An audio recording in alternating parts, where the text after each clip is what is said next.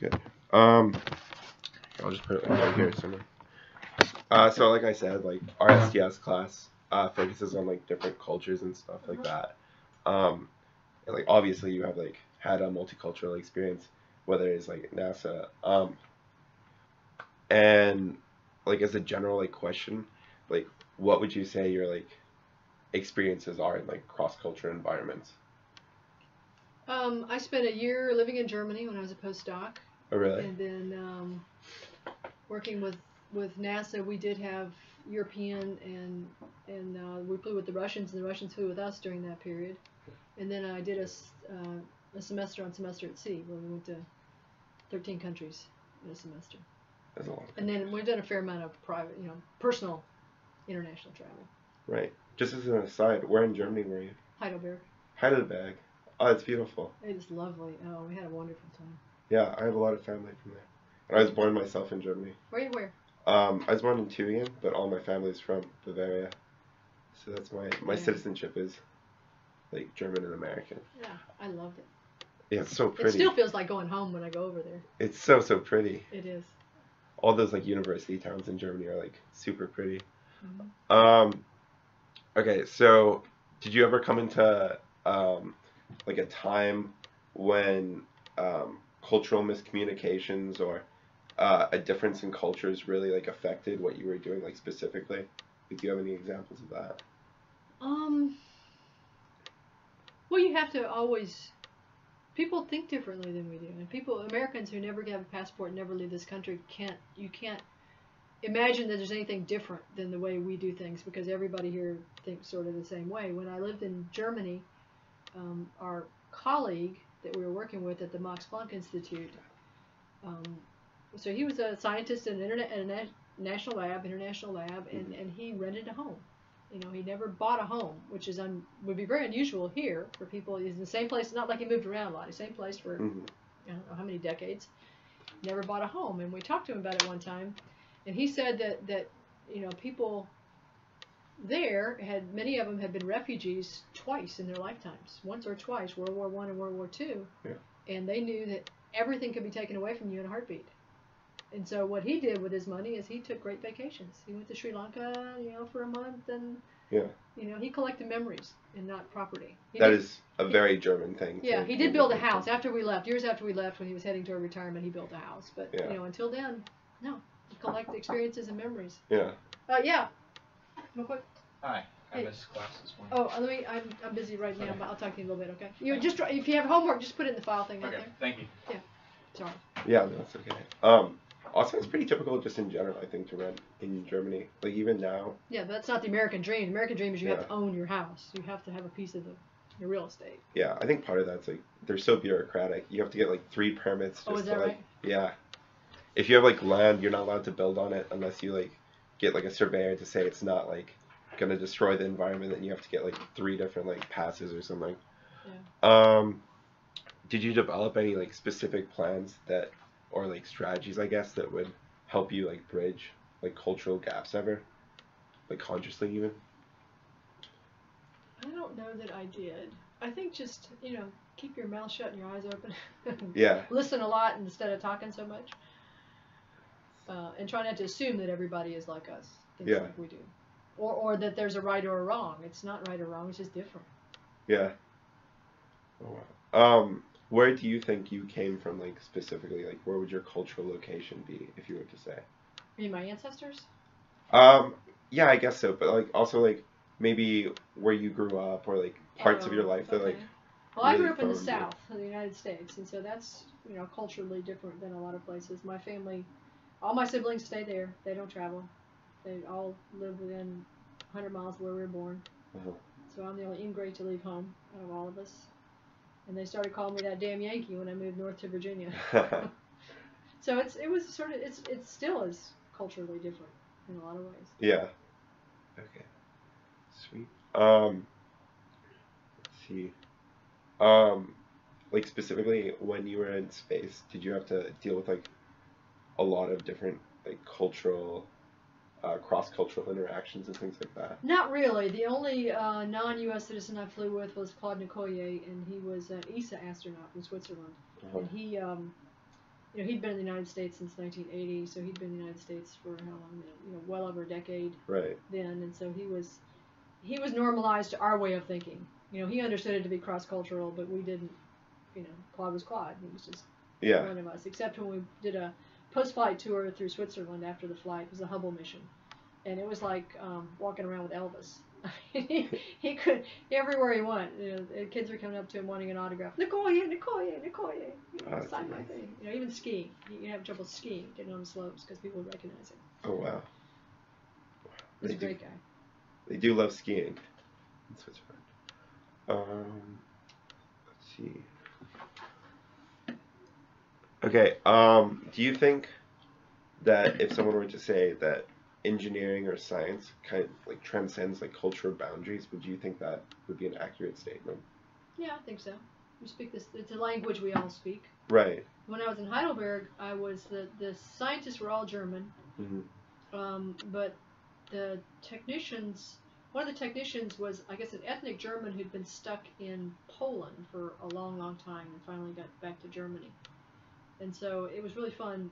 He would practice his English on me, and I would practice my German on them, on him. And he probably, maybe because he had been stuck outside of Germany, was more, I think, willing to work with me than the Germans. The Germans just want to speak English.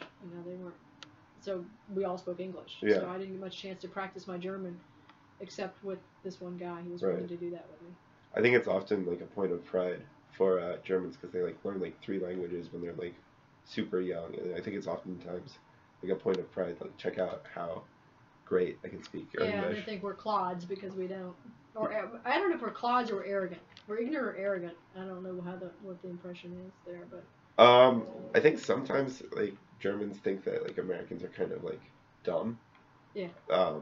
In the like lower school systems, especially, they don't like them at all. But I don't know how they can like unify that with the fact that like American universities are like really, really great. I don't know. I think it's the same in the Asian culture too. Yeah. I don't know. I've never been to Asia. Okay, so if you think that like engineering or science transcends cultural boundaries, like, do you think that different people get to be scientists and you're like, or engineers or whatever in different places and different cultures that you've, as far as you've experienced? Well, you probably know more than I do about the German education system and how soon kids get tracked into different careers and things like that. And we don't do that so much here. We keep everybody in the same track, at least mostly through high school, not entirely anymore. But they get, at a pretty young age, get split off into different tracks, right? It's like 4th grade, I think. And kids just mature at different rates. Right. And so even I bet there's even a huge difference between kids born in January and kids born in December, or whenever that cutoff is. Yeah. There's have you read any Malcolm Gladwell books? Yeah, I listened to it on tape when I was hiking. Yeah. About sports stars and things like that, and 3 months of the year where most of their birthdays are. It's incredible. I love his books, but then I like read online like to see where he's like kind of like skewing the information and stuff. But he's fun to read, I guess. Yeah, it was really fun. I was doing some hiking up in the Appalachian and listening to that. Oh really? Where in Appalachian? Oh, I was practicing here because I did a coast-to-coast walk across England, so I had to get in shape here. And when I was over there, I needed to keep my wits about me all the time, so I didn't listen to anything. But up on the AT, after a while, I got to do something. Yeah. Would you ever consider doing the whole Appalachian Trail? I don't think so. I don't like the backpack. Really? Yeah. So when I was in England, I just went from B&B to B&B, and the company schlepped the luggage, so I didn't have to carry my house on my back. Yeah. And that's kind of a civilized way to do it. It's not really hiking. It's sort of like walking. Yeah, but it's fun, I guess. It was. I had a blast. Okay. Let me read through my questions real quick. When did you interact with the Russians, if they weren't? I did not go to Russia. So in the early 90s, when we were starting to cooperate on the space station, they had their space station in orbit, Mir. The Mir, right. And so we sent astronauts to fly with them. I think 3 of them over the course of some period of time. And then, I guess when the shuttle visited Mir, we had some Russians that flew with us to Mir on the shuttle. And so Sergei Krikalev was one. He flew a bunch of times in space, so I got to know him a little bit. Yeah. They have a whole different way of dealing with paying their cosmonauts and everything else. Their whole philosophy is different. They get a very low base pay, and then they get paid to do certain things. So if you want them to do a medical experiment, you have to pay them some more. You want to do EVAs, they get paid some more. Whereas Americans just get a base salary, and you do what you do. And the other difference was that they were not autonomous. They did what they were told. Oh, okay. And there was even some interaction when I think the the Progress hit the mirror and actually damaged it. And there was loss of pressure and some other stuff. There's also a fire in the mirror one time too. Yeah. And they waited for ground control to tell them what to do. Whereas the U.S. astronauts have more autonomy. If you're talking to the ground, then they typically have more information than you do, so they tell you what's going on. Right. But if you're not talking to the ground, you have a lot of autonomy to do things, particularly in safety of flight. Right. I know that American astronauts are all like the best and brightest. Do you think it's like the same in the Russian cosmonauts? Well, I don't know if I agree with best and brightest. I think luckiest is luckiest. Probably, I would put that first. Yeah. Luckiest. There are a lot of people who could do what I did. A lot of people. I just got lucky. Somebody's got to win the lottery. And I don't know over there. I think I don't know what the ratio of military is. Mm-hmm. How they work that out. How many, if any, civilian scientists they have. And a lot of it I think was more political. Yeah. They had to do things to look good, so they picked the first woman in space who had, basically not much spaceflight experience, but they've had some, I don't know. Yeah. And their whole philosophy, it seems like behind space, anyways, seems so different. Yeah. Yeah, it's very political. At times was in pretty bad shape. Yeah. Financially, and that's why. They wanted to sell seats to tourists to go to the space station on their Soyuz. Right. NASA was adamantly against it. But, they really needed that much. $20 million was a significant part of their spaceflight budget, where it was like nothing to us. Right. With our billions. That also, kind of reminds me how, the MiGs, they're, super, super cheap compared to American planes, apparently. Yeah. I looked online one time, and apparently you can buy, a MiG-21M from, 1984 or something like that for less than a sports car or something like that. I don't know how it's legal, but regardless. But one of the reasons why we ended up with Russian engines on our launch vehicles that launch our intelligence payloads is because they could build them half the cost. Yeah, I think they're pretty. It seemed like a good idea at the time, and then when we were friends, and then we got into a kerfuffle and weren't friends anymore. Now it's a huge deal for ULA to replace those engines with U.S. built engines. Yeah, I think it's sort of as a side. I think it's crazy that they built the Burans. I think that's what they're called. Yeah. And then they're just sitting out there. Yeah. Rotting away. They did because we did, and I couldn't figure out why we did it. Yeah. I sent you an email a couple weeks ago about this, but I was reading a interview with Story Musgrave, who's such an incredible person. He is he's a character for sure. Yeah, I think he's probably one of my heroes, I would say. I flew with him twice. Yeah, he's a character. Yeah. He said that he wasn't I don't know if I'm misquoting or something, but he said he wasn't fully in support of the shuttle program, and he said that for the same price they could put a satellite around every planet and its moon or something like that in our solar system, and he said it was just a waste of money. That might be an exaggeration, but a lot of people thought it was a waste of money. We went from going to the moon to just orbiting the Earth over and over and over again. Right. And that was the beginning of the period where NASA was supposed to return on investment. We were supposed to return money, and at one time the shuttle program before Challenger was supposed to be on track to become totally self-supporting. Yeah. To launch enough payloads, communication satellites, and whatnot to become totally self-supporting. So that was why we started flying payload specialists. People, if you fly your payload with us, we'll let one of your guys fly.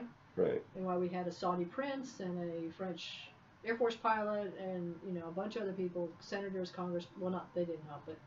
And it was to try to attract payloads from Ariane, who was our competitor, to the shuttle, because Ariane can't fly your engineer. We can. Right. I had no idea that there was a Saudi prince involved at all. Yeah. I just had something.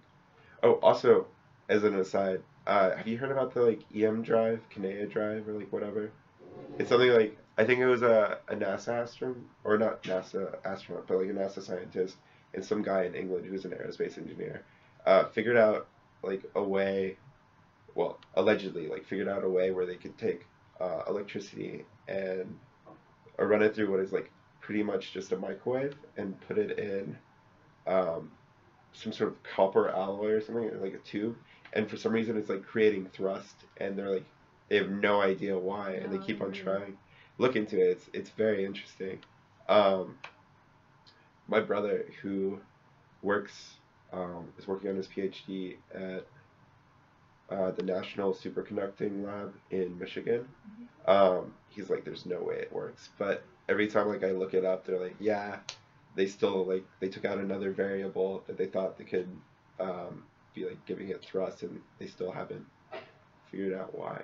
Interesting. I don't know about that. Yeah. It's called the Kanea drive or EM drive or something like that.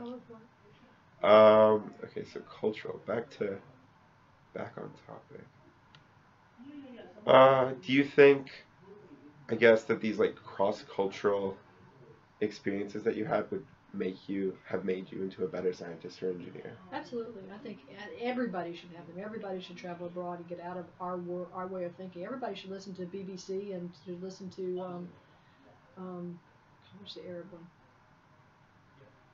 News. Is it right? No, it's not Rutgers. It's something. Al Jazeera. Al Jazeera. No, you know, you should listen to other people's perspectives. Right. Because they're different than ours, and you learn something. So I think everybody should travel abroad. Everybody should in this country. Yeah. Everybody in the world should. Most people do, but not us so much in this country. Yeah. My siblings hardly leave the state of Alabama.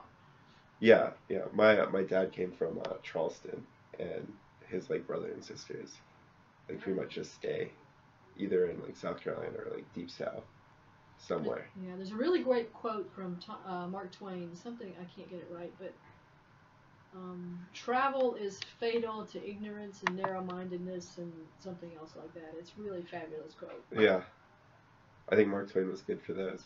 Yeah, he was like a one-liner kind of guy. What's that? Okay. I guess as a kind of closing, do you have any specific examples of like cross-cultural experiences that were like just like large or like that like really stuck out to you? I guess the most eye-opening was, you know, I told you about our German colleague, because I'd never been out of the United States at that time. And just that was my first inkling that, wow, people don't think exactly the way we do. And what we value is not necessarily what they value. The semester at sea, we spent a lot of time in a lot of ports in Western Europe, which is, you know, very close to our culture. Yeah. And then we went to our first one that was not like that was Morocco. And that was an eye-opener for a lot of students who'd never, Europe is kind of, they think that's pretty foreign, but you go to Morocco where things are really, really different than here. And Ghana and places like that are wholly different cultures. What do you think was like so eye-opening specifically to all those students? I don't know if I can articulate it. It's just so very, very different than here. Right. In places, it's kind of interesting. The other thing that you notice when you do that is when you go places where there is poverty, that doesn't necessarily mean they're unsafe. You go to places where there is a big disparity in wealth. That's places that are unsafe. Right. So I didn't feel unsafe in Ghana, but there are places in Cape Town, South Africa, that you shouldn't go to because there's the haves and the have-nots, and you can only carry that on for so long before something changes. Pressure builds and something changes. Yeah. And that's violence, and you know, I think we're seeing that here too. Yeah, I was going to say, I wonder what that says about the growing gap. It scares me. It truly scares me. The wealth distribution in this country and the way it's going, because I think it can only go for so long, and then something has to happen. Yeah. To redistribute. I think it sounds very socialistic, but I'm not a socialist. Yeah, yeah. I mean, I think like, Washington or something. Yeah, I think he said that like to keep like your freedom, you have to have like a revolution every like 20 years or something like that. And I don't know, maybe maybe he's right. Maybe there is like a struggle. Well, maybe I'd it's like for for we to be more enlightened. We don't have to do it with bloodshed, but right, I think exactly. there have to be changes. Yeah. Where all in Germany have you gone? I'm sure all throughout. Yeah, we traveled a lot that year we were there, and then I've been back several times. Yeah, I love Munich. Munich is lovely, yeah. Yeah, it's probably one of my favorites. But my family's like from like just south of Frankfurt, so like really very close. Near Heidelberg.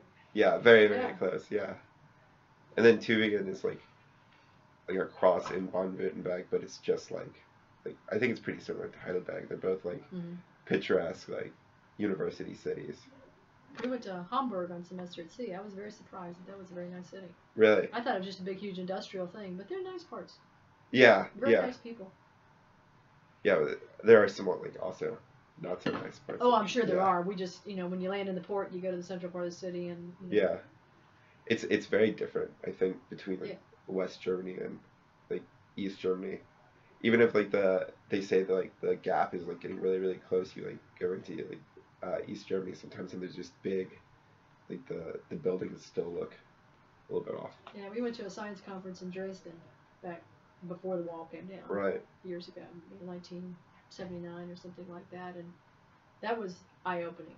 When the train crosses the border and the guards get on with the dogs and the machine guns and look under the train and all that, and you're photographed all the time. You're walking around and people are photographing you. And people at the conferences photographing everybody, collecting information.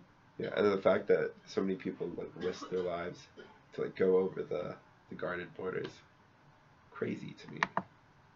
Yeah, now you can hardly see it. Yeah. There's almost no evidence of the wall in Berlin. Yeah, it's really gotten like a lot better. When you were in Heidelberg, did you interact with like a lot of older like German like scientists and stuff that like still remembered like the war and things like that? Yeah. Some of them denied, that the Holocaust happened. Right. My grandparents, like my grandma and my grandfather in Germany, like they were like alive during the war, which I think has like really disillusioned them from like Germany in general. But whatever. What do you mean by that? Like, I think with my grandma, she's like not like a Nazi or anything. She was too young and whatever. But I think when she when she was like a teenager, like 20 years old, like Germany was like kind of in ruins. Yeah. And then when she like, as she grew, like it was still like in a pretty terrible condition. And then now that Germany's like a strong, nice area again, I think, like, I don't know. I think she like doesn't totally accept that, like, I don't know how to put this. Like, I think she likes me more than my brother, which is awful because I'm like tall and I have blonde hair and blue eyes. But I think it's subconscious. Like, she's not like overtly like a Nazi or anything, but she's just like slightly like, I don't know. Well, we all have our prejudices, and I think it is hard to get. You have to consciously go past them, and so a lot of what we do in hiring and search committees here is you have to really, really try to go past hiring people that look like you, hiring people that have your same experiences, because that's who you gravitate toward, that's who you envision when you imagine this job as somebody that looks like this. Right. You really have to work at that. Everybody has to. Yeah. Yeah, I think that's sort of the purpose of like this STS class. Beyond like the first 5 minutes he makes us like meditate or something, but like beyond the meditation, I think that's what the purpose is. It was on semester at sea. I was the academic dean, so I was hiring faculty for it, and all by telephone because they were from all over the country. In fact, some in Europe as well. So I didn't meet them until we got on the ship. But I would talk to them. I knew their name. I had their resume and all that kind of stuff. And you develop a picture of these people. I don't even know what keys I took to develop a picture of this person versus this person, and then to meet them, they were entirely different. Right. So how would you envision a Tiffany versus a Melba? I mean, we all have our visions of that. Right. And I was just so totally wrong on a lot of them. Not so much their personalities, because I really could kind of get some of that, but I imagined this person is, very outdoorsy, tall, slender, athletic, and she was just this little bitty thing. Yeah. It's really kind of funny how we do that, but we do. Yeah. I think it's like an important thing for like people to, I guess, like realize or get ingrained, and maybe that'll help. Another thing about my older relatives in Germany, I have great uncles. I don't know, my like mom's uncle or something like that, and they're like 90 or something like that. But they like sometimes they have like arguments about whether or not like they knew that the Holocaust was like going on at the time, like during the war in Germany. The one that was like actually in the Hitler Youth, as a child, he was like, yeah, like people knew, like don't lie to me. But I just thought that was interesting that like sometimes I'm over there and I overhear like a little like argument or something like that. About whether it really happened? Yeah, yeah. Really? Well, not whether it really happened. Everyone like accepts it. Like Oh. in German like school, like there's like 2 years, or like there's like they really like push it into like the Holocaust happened, like Germany was like an awful country, and that leads to like when you're in Germany, you never see like a German flag flying. Like in America, where you have like in front of your house, you have like an American flag. You never see that, and I think that's mostly because like Right behind you. right, there's the American flag right there. You would never have that in Germany because like nationalism is yeah, like you can't be nationalist whatsoever. But there are problems now with nationalist parties around Europe because of like in like Greece, there's a Nazi party that holds like 2 or 3 congressional seats, I think, right now, and that's just like, how is that an option? I don't know. I don't know, because I don't know enough about it. I mean, I know the horrible things the Nazis did, but I don't know that that's everything Nazism is. Yeah. You know, and I think about all the things that happened in the South. You know, did I know what was going on? Because I lived in Montgomery, the Selma Montgomery March. Right. You know, I was little, but I was old enough to understand what was happening, and you know, I think about that a lot. You know, I hope that I've evolved since that time, because kids pick up on what's around them, even though my parents were not native Southerners, so they didn't have all the totally ingrained racism that many people around me did. Right. But and you know, we were never, and the N word was never used in my house. We would have been our mouth washed out with Santa Flush or something if we'd done that. But you know, I was stupid then. I probably did stupid and insensitive things because I truly didn't know any better. Yeah, and I think I hope I've grown out of that. Yeah, I think growing up in that environment, like as a child, like you get other influences besides your parents, which could have like you do, and unless you if you never get out of that environment, you never see anything else. Right. So I think the big part of getting over that is getting out of there. Yeah.